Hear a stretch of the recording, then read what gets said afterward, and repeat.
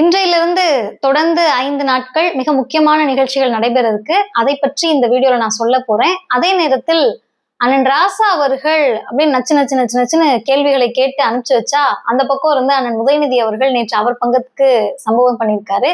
இதுக்கிடையில் திராவிடர் கழகத்தினுடைய தலைவர் ஆசிரியர் அவர்கள் தாவேகா, காங்கிரஸ் இவங்கெல்லாம் பேர் வைக்கிறதுக்கு ரொம்ப குழம்பிட்டு இருந்தாங்க. அவங்களுக்கு ஒரு நல்ல பேர் ஒண்ணு சஜஸ்ட் பண்ணியிருக்காரு. இன்னொரு பக்கம் பார்த்தா தமிழ்நாட்டினுடைய உரிமைக்காக, மாநில உரிமைக்காக, மருத்துவ உரிமைக்காக அண்ணன் உதயநிதி அவர்கள் ஒரு தீரமான ஒரு குரலை எழுப்பி இருக்கிறார். எதுக்காக அந்த குரல் எழுப்பப்பட்டது? உண்மையாகவே இந்த தாவேகா தலைமையிலான அரசு, விஜய் அவர்கள் இதை கருத்தில் கொள்ள வேண்டுமா வேண்டாமா அப்படின்றத பத்தி தான் இந்த வீடியோல பேச இருக்கோம். வீடியோ முழுமையா பாருங்க, மற்றவங்களுக்கு பகிருங்க. அனைவருக்கும் வணக்கம். சில விஷயங்களை பேச வேண்டாம், தவிர்த்தரலாம் அப்படின்லாம் நினைப்போம். ஆனா இதெல்லாம் பேசாம தவிர்க்க முடியாது. காரணம் என்ன அப்படின்னா, தமிழ்நாட்டை சூழக்கூடிய ஆபத்துகளை ஒரு முறையும் பார்த்து அது நீட் நுழைவுத் தேர்வா இருக்கட்டும், புதிய கல்விக் கொள்கையாக இருக்கட்டும், ஹிந்தி திணிப்பாக இருக்கட்டும், PM ஸ்ரீயாக இருக்கட்டும், இதெல்லாம் வந்தா தமிழ்நாடு என்ன ஆகும்னு சொல்லி பார்த்து செதுக்கிய ஒரு மாநிலம் இன்னைக்கு யார் கையிலயோ கொண்டு போய் எதையோ கொடுத்து அவங்க அதை என்ன பண்றதுன்னு தெரியாம பிச்சு போடுற மாதிரியான சம்பவங்கள் நிறைய இடங்களில் நடந்துகிட்டு தான் இருக்கு. கேட்டா என்ன சொல்றாங்கன்னா, 1 மாசம் தானே ஆயிருக்கு, 2 மாசம் தானே ஆயிருக்கு அப்படின்றாங்க. இவங்களுக்கு இன்னும் ஒரு சொகுசு என்ன அப்படின்னு கேட்டீங்கன்னா, நம்ம பேசலன்னா ஏன் பேசலன்னு கேட்பாங்க. நான் நம்மன்னு சொல்றது திராவிடர் கழகத்திலேயோ திமுகவினுடைய தலைவர்களோ அல்லது சட்டமன்ற உறுப்பினர்களோ அமைச்சரா இருந்தப்ப இவங்கெல்லாம் பேசலன்னா இதுக்கு பேசுனியா, சரிங்க இதுக்கு பேசல இதுக்கு பேசணும், நீ அதுக்கு பேசலன்னா இதுக்கும் பேசக்கூடாது. ஆனா ஒருத்தர் எதுக்குமே பேசாம இருக்காரு, எப்படிங்க கேள்வி கேட்காம இருக்கீங்க? இன்னொருத்தர் செய்தியாளர்களை சந்தித்து பேசுகிற போது ஒரு சொல் மாறிட்டா கூட நீ எப்படி இப்படி பேசலாம்னு கேட்கிறவங்க, செய்தியாளர்களையே சந்திக்க மாட்டேன்னு சொல்லக்கூடிய ஒருவரை எந்த கேள்வியும் கேட்காம இருக்காங்க. இந்த சொகுசு, அரசியல் சொகுசு, ஊடக சொகுசு, சினிமா சொகுசு, சினிமாவில் நடிக்கிறவங்க கொடுக்கிற சொகுசு, எல்லா சொகுசையும் பெற்றுக்கொண்டு என்ன செய்வதென்று தெரியாமல் தேர்தல் முடிஞ்சிருச்சுன்னு நம்புங்கன்னா கூட நம்ப மாட்டோம்னு சொல்லி திருச்சியில் போய் அவர் கதறியதை, மன்னிக்கவும் அவர் பேசியதை நம்ம நேத்தே பேசணும். ஆனா அதற்கு பிறகு அண்ணன் ராசா அவர்கள் நிறைய கேள்வி கேட்டாரு. இப்ப நாங்க தீய சக்தின்ற, தூர சக்தின்ற, பார சக்தின்ற, தூர்ந்து போன சக்தின்றீங்க, தீர்ந்து போன சக்தின்றீங்க, என்னென்னமோ பேசுறீங்களே, இந்த ஸ்டாலின் தீய சக்தி, இந்த ஸ்டாலினையா நீ தூர சக்தின்னு சொல்ற? எந்த ஸ்டாலினை? EWS இடஒதுக்கீடு இந்தியா முழுவதும் ஏற்றுக்கொள்வேன்னு சொன்னா நான் ஏத்துக்க மாட்டேன். அனைத்து ஜாதியிலும் அர்ச்சகராவதை யார் எதிர்க்கிறார்களோ அந்த கூட்டம் தான் EWS ஆதரிக்குது, நாங்க இதெல்லாம் ஏத்துக்க முடியாது அப்படின்னு ஸ்டெபனா நின்னாரு. PM ஸ்ரீ ஏத்துக்கிட்டாதான் காசா, எனக்கு அந்த காசு தேவையில்லைன்னு நின்னாரு. அந்த ஸ்டாலின் சாரை பார்த்து கேள்வி கேட்பதற்கு குறைந்தபட்ச ஒரு அறிவு நாணயம் வேண்டும் அப்படின்றதான் நம்ம எல்லாருடைய கருத்துமே. அண்ணன் ராசா அவர்கள் பேசியதெல்லாம் டீகோட் பண்ணி அனுப்பி அதை புரிஞ்சுக்கிறதுக்கே அவங்களுக்கு ஒரு 4-5 நாள் ஆகும். முடிச்சா இந்த பக்கம் நேற்றைக்கு அண்ணன் உதயநிதி அவர்கள் பேசுறாரு. அவர் ரொம்ப அவரோட ஸ்டைல் அடிக்கிறாரு. ஏன் ரம்மியில 13 ஜோக்கரா இருக்கிற மாதிரி இருக்கு, தூத்துக்குடியுடைய வேட்பாளர் போய் பக்கத்து தொகுதிக்கு நன்றி சொல்லிட்டு இருக்காரு. அந்த மக்கள் எப்பா நாங்க ஓட்டு போடலப்பா உனக்கு அப்படின்றாங்க. சரி நீங்க ஓட்டு போடலன்னா என்ன, நன்றியை வாங்கிக்கங்க. இன்னொன்னு யோசிங்க, நான் பாக்குறப்ப நினைச்சேன் தூத்துக்குடி வேட்பாளராவது இன்னும் கொஞ்சம் நன்றி உணர்ச்சி அதிகம் இருக்கவர் போல. பரவாயில்ல, ஏதோ ஒரு மக்களுக்கு நன்றி சொல்லுவான். பக்கத்து ஊரா இருந்தானே, பக்கத்து தொகுதியா இருந்தானே, அனைவரும் தமிழர்கள் தானே, எல்லாம் தமிழ்நாடு தானே, நன்றி சொல்லிட்டு போவோம்னு நினைச்சிருக்கலாம். ஆனா தமிழ்நாட்டினுடைய முதலமைச்சர் மரியாதைக்குரிய விஜய் அவர்கள் திருச்சி கிழக்குக்கு போயிட்டு இடைத்தேர்தல் பிரச்சாரம் பண்ணாரே தவிர மக்களுக்கு நன்றி சொல்லல. ஏன் நன்றி சொல்லல அப்படின்னு கேட்கறதுக்கு கூட நேரம் இல்லாத அளவிற்கு அவருக்கு ஃபயர் விடக்கூடிய இளைஞர்களே, நீங்கள் ஃபயர் விடக்கூடிய நேரத்தில் தான் யாரை காலமெல்லாம் அப்படியே வசைபாடி மகிழ்ச்சி அடைகிறீர்களோ அந்த திராவிட முன்னேற்ற கழகத்தினுடைய மாநில இளைஞரணி செயலாளர், எதிர்கட்சியின் தலைவர் அண்ணன் உதயநிதி அவர்கள் நேற்றைக்கு ஒரு அறிக்கை வெளியிட்டிருக்கார்.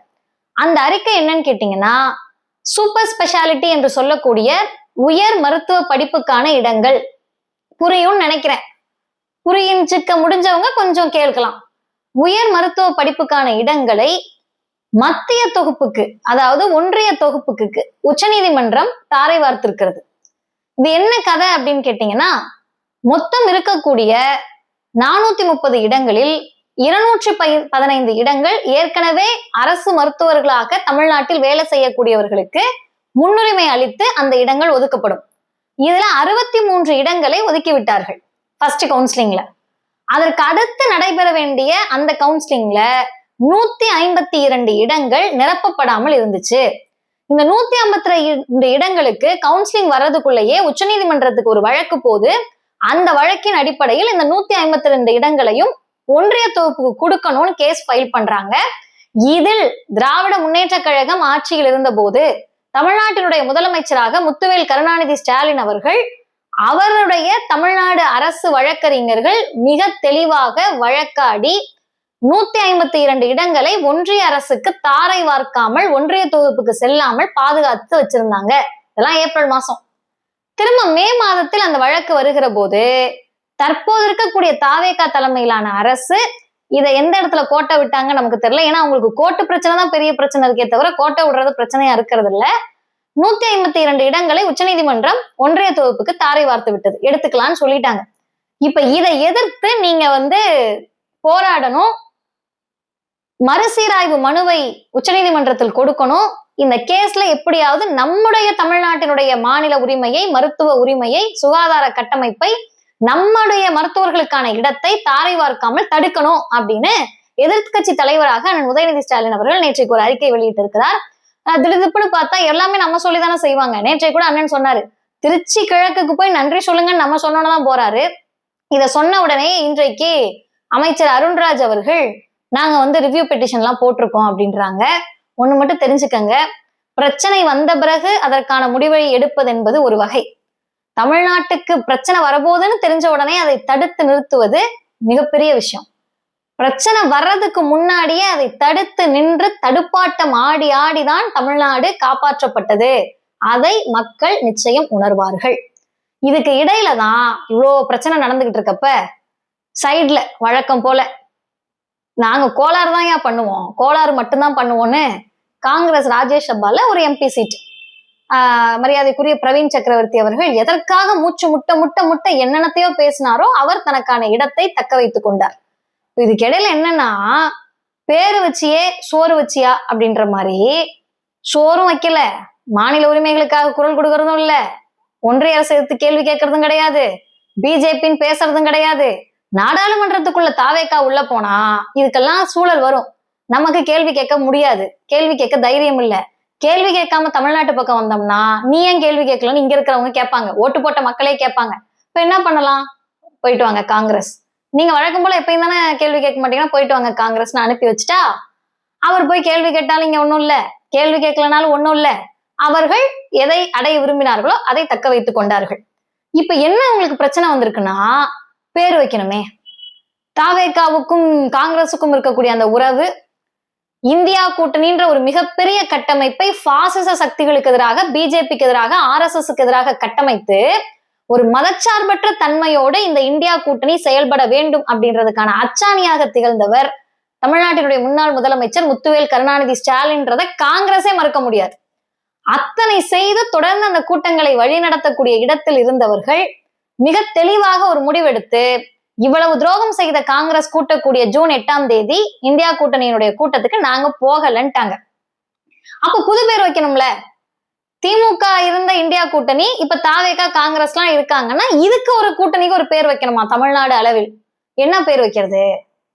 சமூக நீதியா அவங்க கிட்டதான் இருக்கு, மதச்சார்பற்ற தன்மையா அவங்க கிட்டதான் இருக்கு, பிஜேபி எதிர்க்கிறதா அவங்க கிட்டதான் இருக்கு. இப்ப நம்ம கிட்ட ஒண்ணுமே இல்லையே, நம்ம என்ன பேர் வைக்கிறது அப்படின்னு ஒரு கன்ஃபியூஷன்ல இருக்கப்பதான் திராவிடர் கழகத்தின் தலைவர் ஆசிரியர் ஐயா வீரமணி அவர்கள் நேற்றுக்கு ஒரு அறிக்கை வெளியிட்டு இந்த பேர் வைங்கப்பா நல்லா இருக்கும்னு சஜஷன் கொடுத்திருக்காரு.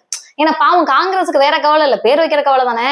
அந்த கவலையை தீர்த்து வைக்கிறதுக்காக ஆசிரியர் ஐயா வீரமணி அவர்கள் ஒரு அட்வைஸ், ஒரு சஜஷன் கொடுத்திருக்காரு. என்னன்னா, முதலமைச்சர் உரையில பேசினார்ல, எனக்கு நல்லா வாயில வந்துரும் அப்படின்னார்ல, இந்த பேரு நல்லா இருக்கு, ஒரு முதல்வர் பேசக்கூடிய பேச்சு தானே அது, கண்ணியத்துடனான பேச்சு தானே, நல்லா வரும்னு பேர் வைங்க. காங்கிரஸ் யாரு கூட சேர்ந்தாலும் நல்லா வரும்ல, நல்லா வரும்னு பேர் வைங்கன்னு சொல்லியிருக்காரு. கொஞ்சமாவது தமிழ்நாட்டு மக்கள், வாக்களித்தவர்கள், யாருக்கு நீங்கள் வாக்களித்தீர்களோ அவர்கள் செய்யக்கூடிய இந்த கூத்துக்களை எல்லாம் கண்ணை திறந்து பாருங்க. உங்களை சுற்றி நடப்பதை கொஞ்சம் பாருங்கள். அதுக்கு இடையில் தான் எப்படி தமிழ்நாடு செல்ல வேண்டிய பாதையை பார்த்து பார்த்து செதுக்கிய முத்தமிழறிஞர் டாக்டர் கலைஞர் அவர்களுடைய 103வது பிறந்த நாளை தாய்க்கழகமான திராவிடர் கழகத்தின் சார்பில் 103 இடங்களில் தமிழ்நாடு, புதுச்சேரி என்று 2 மாநிலங்களை இணைத்து 103 இடங்களில் நடைபெற இருக்கிறது. அதில் திராவிடர் கழகத்தின் சார்பில் ஆசிரியர் அவர்களுடைய வழிகாட்டுதலுக்கு இணங்க இன்றைக்கு புதுச்சேரி, நாளைக்கு மயிலாப்பூர், 7ஆம் தேதி கோபிச்செட்டிப்பாளையம், 8 கோவை, 10ஆம் தேதி விழுப்புரம், 11 திண்டிவனம் ஆகிய 6 இடங்களில் நான் பேசுகிறேன். வாய்ப்பு இருக்கக்கூடிய தோழர்கள் அந்தந்த இடங்களில் வந்து கூட்டங்களில் கலந்து கொள்ளலாம். திராவிட எழுச்சி நாளாக கலைஞருடைய பிறந்த நாளை கொண்டாட இருக்கிறோம். ஏன் திராவிடர் எழுச்சி நாள் அப்படின்னு கேட்டா, ஒவ்வொரு முறை வீழக்கூடிய நேரத்திலும் வீழ்ந்த வேகத்திலேயே எழுந்து அந்த எழுச்சியை பெற்று தமிழ்நாட்டை காப்பாற்ற வேண்டிய பொறுப்பும் கடமையும் நமக்கு இருக்கிறது. அதனால் திராவிடர் எழுச்சி நாள் கூட்டங்கள் தமிழ்நாடு முழுவதும் நடைபெறக்கூடிய இடங்களில் வாய்ப்பு இருக்கக்கூடியவர்கள் ஆங்காங்கே பங்கேற்று நாம் எப்போதும் எந்த பக்கம் நிற்கிறோம், யாருக்காக நிற்கிறோம் என்பதை உரத்து சொல்வோம். நன்றி.